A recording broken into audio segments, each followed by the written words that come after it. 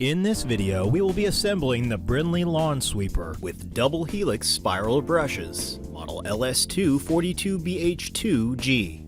Tools required for assembly: 2 half-inch wrench and sockets, a flathead screwdriver, a short flathead screwdriver, channel locks or pliers, and a tape measure. Note, an organized skin pack with all the necessary hardware has been provided with this product. Be sure to use the hardware panels called for in each step of the assembly. Also note, during assembly you will need to shift the tires away from the brush housing. Firmly grasp the lower pivot bar in one hand and move the brush housing in the other hand. This will especially come in handy on step 1. Step 1. Attach the tubes to the brush housing using the hardware in panel 1. From the outside, pass a 1.5-inch carriage bolt through both the hole in the top of the frame and the hole in the side of the tow bar, adding a washer and a lock nut. Then, from the inside of the hopper, pass 2 more 1.5-inch carriage bolts through the brush housing and the tow tube. On the other side of the tow tubes, add a washer and secure the bolt in place with a 5/16-inch nylon lock nut. Then repeat on the other side by passing a carriage bolt from the outside through the hole in the top of the frame and the hole in the side of the tow bar, and add a washer and a lock nut. From the inside of the hopper, pass a 5/16-inch by 1.5-inch carriage bolt through the brush housing and the tow tube, add a washer to the end, and secure in place with a 5/16-inch nylon lock nut. Step 2. The hitch plate height measurement. Park your towing vehicle on a level, hard surface and measure from the ground to the bottom of the rear hitch plate. Record your measurement, rounding to the closest whole number. Step 3. Attaching the clevis. Using the rounded measurement from the previous step, determine the correct clevis assembly mounting holes. Note, hitch plate heights between 7 and 10 inches will have the U-shaped extension at the bottom of the bracket. Hitch plate heights between 11 and 14 inches will have the U-shaped extension at the top of the bracket. In this video, we will be mounting the clevis to fit a hitch height of 11 inches. Once the correct clevis assembly mounting holes have been determined, attach the clevis assembly between the right and left tow tubes using the hardware in panel 2. Pass the 2 5/16-inch by 2 3/4-inch bolts through one tow tube, through the 2 holes in the clevis, and through the other tow tube, and add 2 5/16-inch nylon lock nuts. Then, pass one 5/16-inch by 2 3/4-inch bolt through one of the tow tubes, then be sure to add the spacer onto the bolt before passing through the second tow tube. Loosely add a 5/16-inch nylon lock nut. Step 4. You can now go back and tighten all of the hardware used on Step 1 and Step 3.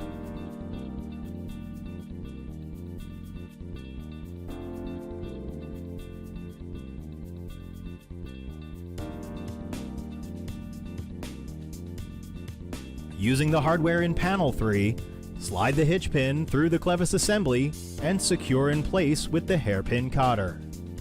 Step 5. Using the hardware in panel 4, loosely add the bolt and lock nut to the height adjustment handle. Pointing nut side out, slide the height adjustment handle into place against the lower pivot side plate. Use the head of the bolt to hold it in place. Tighten this hardware securely. Step 6. Add a 5/16-inch flat washer to a hex bolt, then pass the bolt through the left tow bar. Add another 5/16-inch washer, add one more 5/16-inch lock washer, and a 5/16-inch hex nut. Then tighten all hardware securely.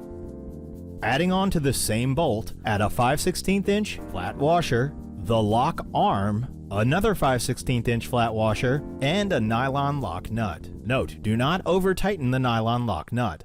Then slide the vinyl bolt cap over the end of the bolt. The lock arm should be able to pivot freely after assembly. Step 7. Using the hardware in panel 6, attach the lock arm to the height adjustment handle by passing a 5/16-inch by 1 1/4-inch carriage bolt through the height adjustment handle, then through the lock arm, add a large washer, then add a 5/16-inch star lock washer, and on the end add the 5/16-inch knob. Note, for proper function of the sweeper height adjustment mechanism, it is important to assemble this hardware properly. Then attach the vinyl grips. add the vinyl grips onto the sides of the lock arm and the height adjustment handle.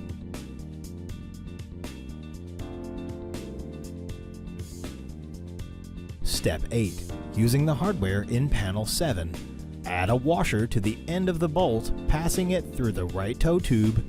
Add another washer, a 5/16 inch lock washer, a 5/16 inch hex nut, then tighten securely, and add the vinyl bolt cap. Step 9. Assembling the hamper frame. Note, the lower and side tubes look very similar. The lower tubes have one bend in the tube, and the side tubes have two angled bends in the tubes. Attach the long ends of the lower tubes onto either side of the rear tube, making a U-shape.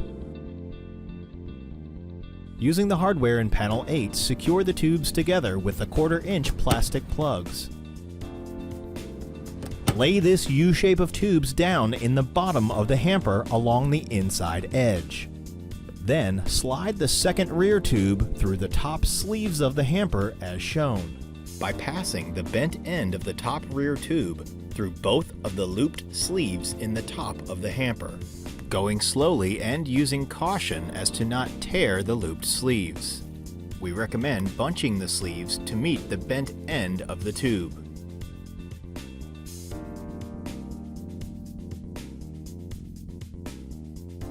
Then slide the side tubes through the side slots of the hamper and attach into the top rear tube, using caution not to tear the side tabs. Repeat this step with both side tubes, aligning the holes in the side tubes and the upper tube, and securing the side tubes in place with the pine tree plastic clips. Note, the clips will fit in the holes from below when both pieces are aligned. Step 10. Using the hardware in panel 10. Add one 3/8 inch nut about halfway down the hamper stop rod threads and slide the hamper stop rod through the J channel and pass the end of the stop rod through the holes in both the upper and lower side tubes. Then add another nut to the end, threading it about halfway down the end of the hamper stop rod. And again, put the end of the stop rod through the holes in the upper and lower side tubes. Step 11. Using the remaining hardware in panel 10, assemble one 3/8 inch lock nut onto the end of the hamper stop rod. Tighten the lock nut until the hamper stop rod is flush with the top lock nut.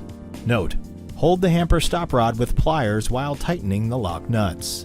Now, the upper and lower side tubes should be trapped between the nut and the lock nut on the hamper stop rod, but still loose enough to pivot freely. If the tubes do not pivot freely, slightly loosen the nut. Step 12. Take the side flaps of the hamper around the frame and snap them to the bottom of the hamper as shown. Step 13. Line up the holes in the lower tube and the hinge rod assembly and slide the 1 1/4 inch round head screw between the hamper and the lower tube, running it through the hole in the hinge rod assembly. Add a 1/4 inch lock nut and secure the hinge rod assembly in place by using a short handle flathead screwdriver to hold the bolt in place. Note, the hinge rod assembly should be aligned so that when closed, the V points toward the open side of the sweeper hamper. Then repeat this step on the other side by passing the flathead bolt from the outside through the frame and the hinge rod assembly and adding a 1/4 inch lock nut on the end, using a short handle flathead screwdriver to hold the bolt in place to fully secure the bottom of the hinge rod assembly. Step 14. From the outside, run a round head screw through the hamper stop rod and the upper side tube, securing in place with a lock nut. Be sure not to pass the hinge rod assembly through the frame bar sleeves. Repeat this step with the second hinge rod assembly by passing the flathead bolt through the frame and the top of the hinge rod assembly and adding a lock nut to secure in place, but making sure the hamper rod assembly can still pivot freely. Step 15. Assembling the hamper mounts to the upper side tubes using the hardware in panel 11. From the outside, pass the hex bolt through the upper side tube, add a spacer, then pass the bolt through the hamper mount, add one large washer, and a nylon lock nut. Tighten the nylon lock nut completely and then loosen enough so that the hamper mount pivots freely. Repeat this step on the other side by passing a bolt through the frame, adding a spacer to the bolt, and adding the hamper mount tube to the end of the bolt. Add a washer and a lock nut to secure the hamper mount tube in place, making sure the hamper mount tube can still rotate freely. Then add the 2 vinyl caps to the ends of the hamper mounts as shown. Step 16. Now add the hamper to the brush housing by inserting the hamper tubes into the ends of the tow bar tubes, aligning the holes. Attach the tubes with the hitch pins, securing in place with the hairpin cotters. Make sure the hamper braces are fully pulled back so that the hamper is fully opened. Step 17. To attach the pull rope, tie one end to the middle section of the upper rear hamper tube. Then thread the pull handle onto the opposite end of the pull rope as shown here. Extend the pull rope to the back of your towing vehicle to an area that will be accessible from the towing vehicle seat. This is the area where the pull handle will be attached. Allow the pull rope to slacken several inches, drooping between the towing vehicle and the tied point on the hamper. Cut and discard any excess rope below the 2 knots that have been tied. Clean the area of the towing vehicle that the pull handle will attach to, then affix the adhesive hook and loop tape to the cleaned area. Warning: to prevent potential injury or amputation of fingers, please be aware of the following. The pull rope and handle can get tangled in the sweeper brushes during operation. Do not wrap the pull rope around your wrists, fingers, or any body parts. Do not use the pull rope while the towing vehicle is moving. And avoid overfilling the hamper. Heavy loads are more difficult to dump. Operational tips. Leveling the hamper. After the correct brush height is determined, it may be necessary to adjust the hamper stop so that the hamper assembly remains clear of the ground. To adjust the hamper stop, loosen but do not remove the 2 nuts securing each side of the hamper stop. The rear-mounted holes are slotted, allowing the hamper stop to be pivoted up or down for adjustment. Move the hamper stop up or down to adjust the resting position so that it is approximately level. Then tighten the nuts on each side to secure the hamper stop in position. The sweeper tow tubes should be parallel with the ground or angled slightly forward when the sweeper is connected to the towing vehicle. Operating the sweeper at a ground speed that will throw material to the back of the hamper under normal conditions is 3 miles an hour. The maximum operating speed for the Brinly lawn sweeper is 5 miles an hour. Transport position. To adjust the transport position, loosen but do not remove the knob and adjust the lock arm between the 1st and 10th positions as indicated on the adjustment label. Sweeper storage. This lawn sweeper can be tipped upright and stored against a wall using a minimum amount of space. First, remove any loose material from the hamper. Then, remove the small hairpin cotters and clevis pins that are securing the hamper assembly to the brush housing. Remove the hamper assembly and replace the clevis pins into the hamper mount tubes for storage. Collapse the hamper by unlocking the spreader bar assembly, pushing it forward. Orient the collapsed hamper so that the rear hamper tubes are up. Put the rope and pull handle into the pocket created between the rear hamper tubes. Roll the sweeper to the desired storage area and lift the clevis assembly vertically so that the sweeper is standing upright on the hamper mount tubes and hamper stop bar. For questions or replacement parts, call Brinly Customer Service at 877-728-8224.